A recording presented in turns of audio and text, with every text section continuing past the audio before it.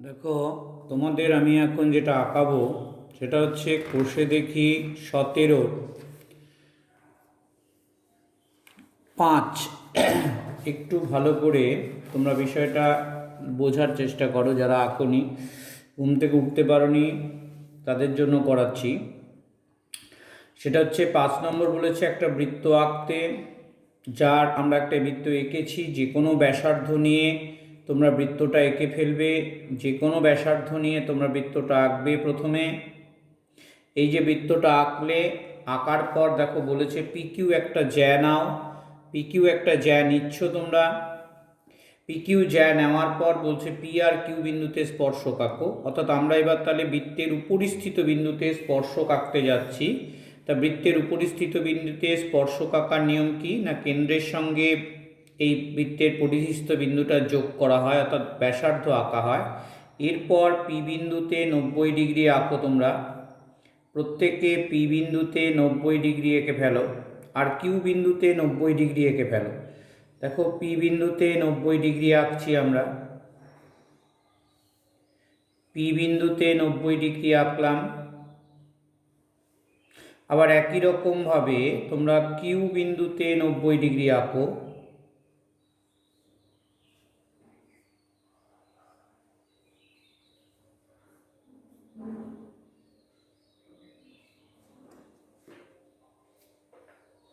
তাহলে আমরা এই যেটা পেলাম, এ দুটোই হচ্ছে স্পর্শক। কারণ আমরা জানি স্পর্শক আর স্পর্শবিন্দুগামী ব্যাসার্ধ পরস্পর লম্বভাবে অবস্থিত থাকে।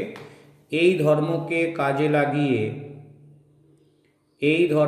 কাজে লাগিয়ে আমরা কত নম্বরটা,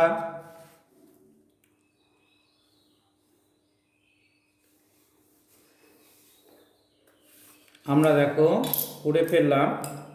এবার এটা নাম দিয়ে দাও দুটোর, একটা দাও LM, যা খুশি, একটা দাও RS।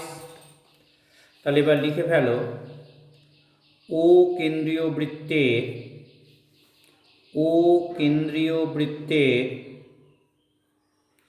PQ জ্যায়ে P O Q বিন্দুতে অঙ্কিত স্পর্শক দুটি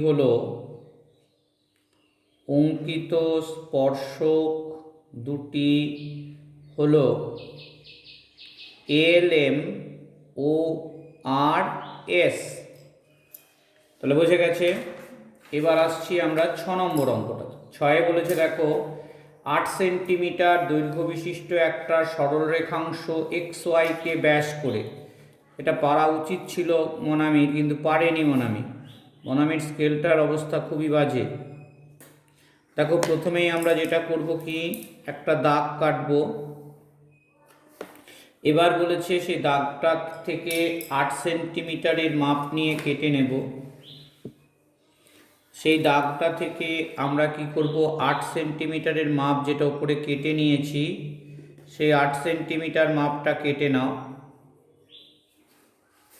নেওয়ার পর এটার নাম দিতে হয়। এটার নাম মনে করো দিয়েছো AX, এখানে XY বলে দিয়েছে, তাহলে এটা X দাও। এ প্রান্তটা X দাও, আর ও প্রান্তটা মনে করো দিলে A। এবার এই 8 সেন্টিমিটার মাপটা যে নেওয়া আছে সেটার মাপ নিয়ে কেটে নাও। এটাকে নাম দাও Y, তাহলে XY ব্যাস। এবার বলছে এটাকে ব্যাস করতে হবে। তাহলে এটাকে ব্যাস করা মানে ব্যাসার্ধ না হলে বৃত্ত আঁকা যায় না। তাই আমরা এটাকে অর্ধেক করে নেব, কারণ ব্যাসের অর্ধেক হচ্ছে ব্যাসার্ধ। এই বুদ্ধিটা ক্লাস 6-এ করানো হয়েছে, কিন্তু ওর হারিয়ে গেছে। তাহলে ব্যাসের অর্ধেক হচ্ছে ব্যাসার্ধ। তাহলে কেন হবে না, সব হবে, হয়তো মাপে গণ্ডগোল হচ্ছিল। তাহলে এই হলো ব্যাসার্ধ। আমরা এবার এটা হলো ও কেন্দ্র নাম দিলাম। এবার দেখো, এই ও বিন্দুতে তোমরা প্রত্যেকে কাঁটাটা বসাও এবং এই OX মাপটা নাও, দিয়ে পুরো ঘুরিয়ে দাও। তাহলেই দেখো বৃত্ত পেয়ে গেলে। এইবার কি বলছে দেখো, ব্যাস করে বৃত্ত আমার আঁকা হয়ে গেল। এক্স ও ওয়াই বিন্দুতে স্পর্শক আঁকি, তাহলে এক্স বিন্দুতে স্পর্শক আঁকতে গেলে আমরা এক্স বিন্দুতে 90 ডিগ্রি আঁকবো, আর ওয়াই বিন্দুতে স্পর্শক আঁকতে গেলে আমরা ওয়াই বিন্দুতে 90 ডিগ্রি আঁকবো। কারণ এটাই তো ব্যাসার্ধ, ব্যাসার্ধের ওপরে 90 ডিগ্রি আঁকতে হয়, তাই আমরা ব্যাসার্ধের ওপরে 90 ডিগ্রি আঁকছি।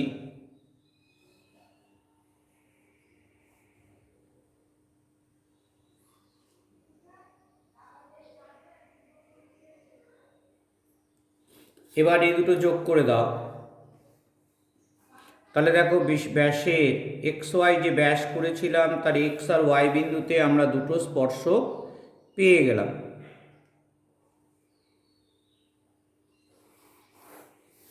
হয়েছে। এবার এটার নাম দিয়ে দাও, এটা মনে করো এল এম, এটা দিলে পি কিউ। তাহলে এবার আমরা লিখে ফেলি 8 সেন্টিমিটার দৈর্ঘ্যের এক্স ওয়াই রেখাংশকে ব্যাস করে অঙ্কিত বৃত্তের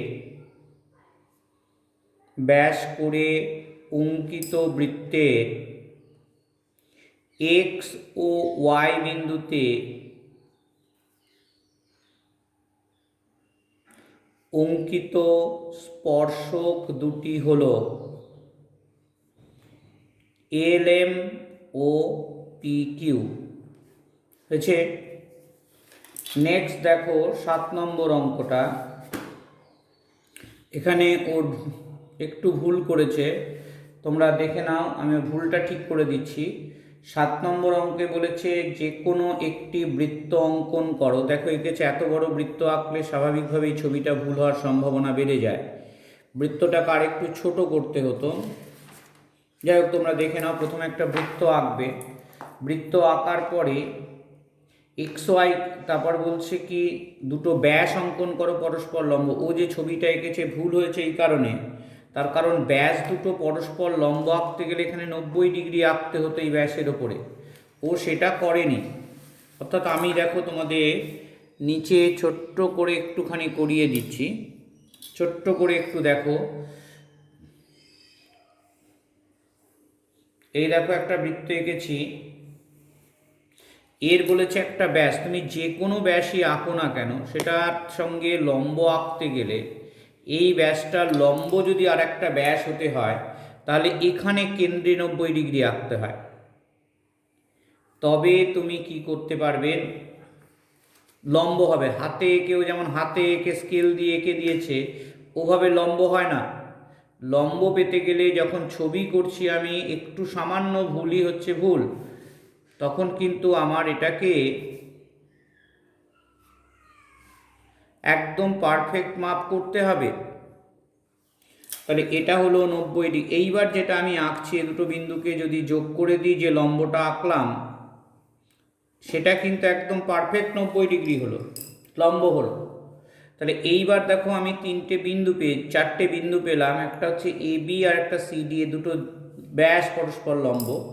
এবার আমরা কি করছি, এ বিন্দুতে এই যে এ বি সি ডি চারটে বিন্দুতেই আমরা 90 ডিগ্রি আঁকবো, তো চারটে 90 ডিগ্রি আঁকবো। একটা এ বিন্দুতে একই মাপ নিয়ে এপাশেরটা ঘুরিয়ে দিই, পরেরটা ওপাশেরটা ঘুরিয়ে দেব।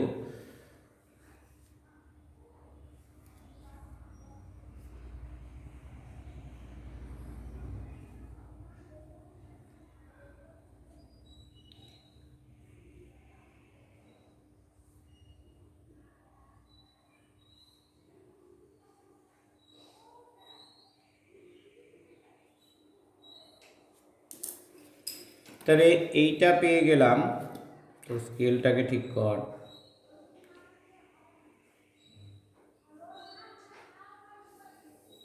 তাহলে এটা একটা হলো 90 ডিগ্রি মানে স্পর্শক, এটা একটা হলো স্পর্শক। এবার হচ্ছে সি বিন্দুতে আর ডি বিন্দুতে, তার মানে আমাকে সি বিন্দুতে 90 ডিগ্রি আঁকতে হবে, সি বিন্দুতে আমি 90 ডিগ্রি আঁকছি। দেখো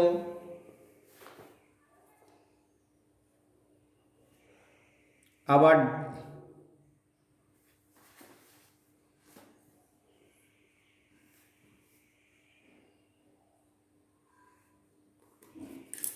তাহলে সি বিন্দুতে 90 ডিগ্রি হয়ে গেল। এবার আমরা ডি বিন্দুতে 90 ডিগ্রি আঁকবো।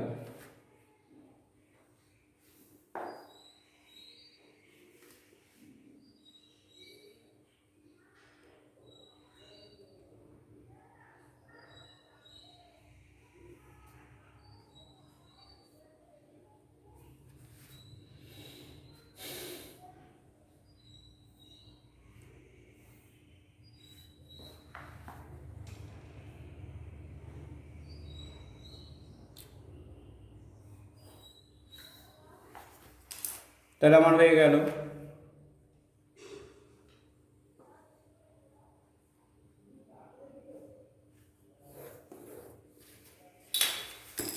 তাহলে এবার তুমি এগুলোর নাম দিয়ে দাও পি কিউ আর এস। তাহলে এবার কি লিখবো, লিখে ফেলো। কেন্দ্রের নাম হচ্ছে ও।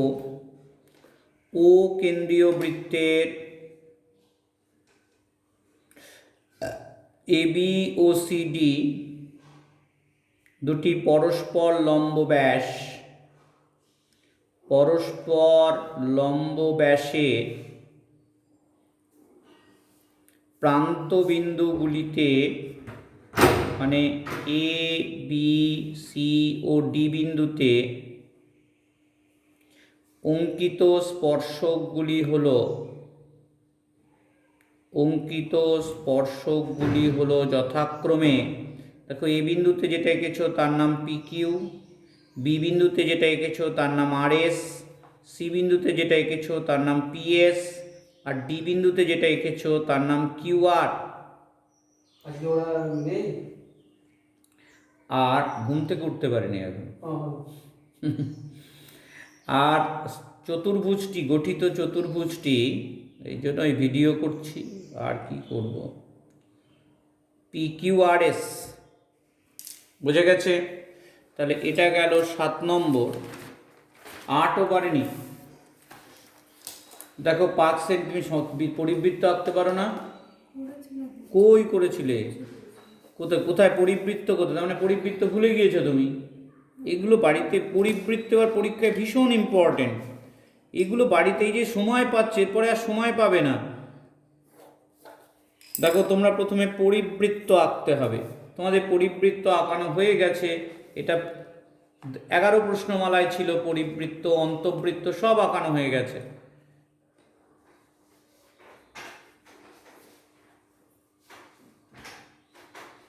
তাহলে প্রথমে এবিসি সমবাহু ত্রিভুজ আঁকো। প্রথমে তোমরা এবিসি সমবাহু ত্রিভুজটা এঁকে ফেলো।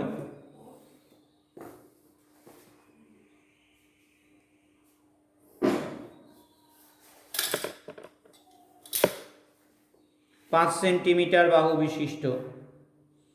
এবার বলছে পরিবৃত্ত। পরিবৃত্ত আঁকা মানে বাহুগুলো, যে কোনো দুটো বাহুকে সমদ্বিখণ্ডিত করতে হয়, তাহলে তাকে পাওয়া যায় পরিবৃত্ত। যে কোনো দুটো বাহুকে কোথায় করেছো তুমি পরিবৃত্ত? আমি দেখতেই পাচ্ছি না। তাহলে তুমি পরিবৃত্ত আঁকতে জানো না। তোমাকে শেখানো হয়েছে এগুলো বারবার, তো বাড়িতে যেগুলো হয়ে গেছে সেগুলো তো বাড়িতে প্র্যাকটিস করে।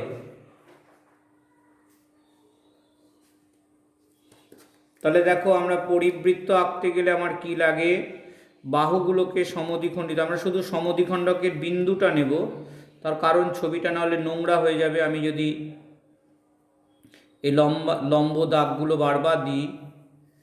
তাহলে এইবার এরা এই বিন্দুতে ছেদ করলো, দেখতে পাচ্ছি এটা ছেদ করেছে কোথায়, আচ্ছা দিয়েই দাও। দেখো এরা ছেদ করলো এই বিন্দুটাতে। এই যে বিন্দুটাতে ছেদ করলো একে বলে পরিবৃত্তের কেন্দ্র। এবার ওই ওতে কাটা বসিয়ে তুমি ও এ বা ও বি বা ও সি যে কোনো মাপ নিয়ে, যে কোনো একটা নিয়ে তুমি যদি একটা বৃত্ত আঁকো, তাহলে দেখো এ বি সি বিন্দু দিয়ে যাবে। এটাকে বলা হয় পরিবৃত্ত। বুঝে গেছে পরিবৃত্তটা কি আঁকলাম, কি করে পেলাম? পরিবৃত্ত পাওয়া যায়, তাহলে বৃত্তের ত্রিভুজটার যে বাহুগুলো আছে সে বাহুগুলোকে আমরা কি করব, যে কোনো দুটো বাহুকে সমদ্বিখণ্ডিত করে যেখানে ছেদ করবে সেটা হচ্ছে পরিবৃত্তের কেন্দ্র। যাই হোক, এবার কি বলছে, এবার বলছে ওই বৃত্তের এ বি সি বিন্দুতে স্পর্শক আঁকো। তাহলে এ বিন্দুতে স্পর্শক আঁকতে গেলে কি করবে তুমি, ওর সঙ্গে একে যোগ করতে হবে। বি বিন্দুতে স্পর্শক আঁকতে গেলে ওর সঙ্গে বি যোগ করতে হবে। সি বিন্দুতে স্পর্শক আঁকতে গেলে ওর সঙ্গে সি যোগ করতে হবে, কারণ তাই নিয়ম। এবার এ ও এর ওপর, ও বির ওপর, ও সির ওপরে কী করবো আমরা, 90 ডিগ্রি এঁকে ফেলবো। ও এ ও বি ও সির ওপরে আমরা কি করব, 90 ডিগ্রি আঁকবো। ও এ ও বি ও সির ওপরে, ও এ ও বি ও সির ওপরে আমরা 90 ডিগ্রি আঁকবো।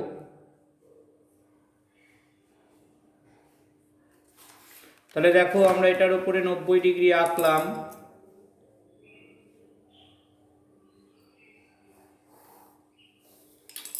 এবার বিতে আঁকলাম ও বির ওপরে,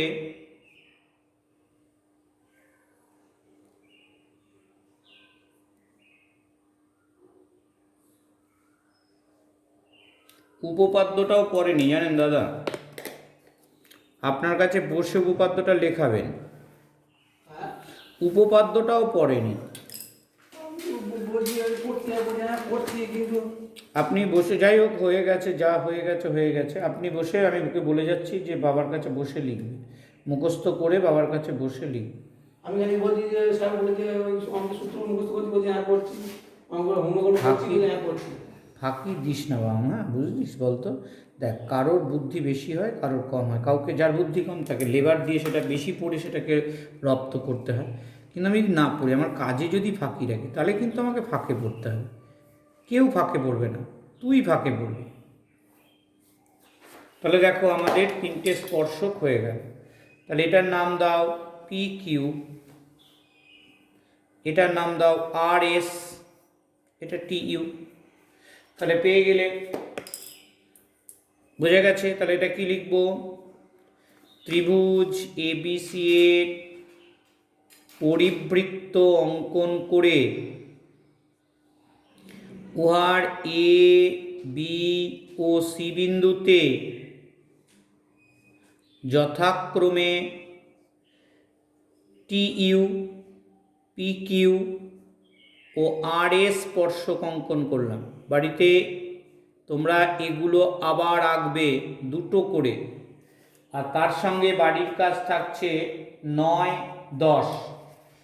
9, 10 বাড়ির কাজ থাকছে, 9, 10, 11, তাহলে চ্যাপ্টার শেষ হয়ে যাবে। 9, 10, 11 বাড়ির কাজ থাকছে, তোমরা সেইটা আঁকবে বাড়িতে, ঠিক আছে? আচ্ছা।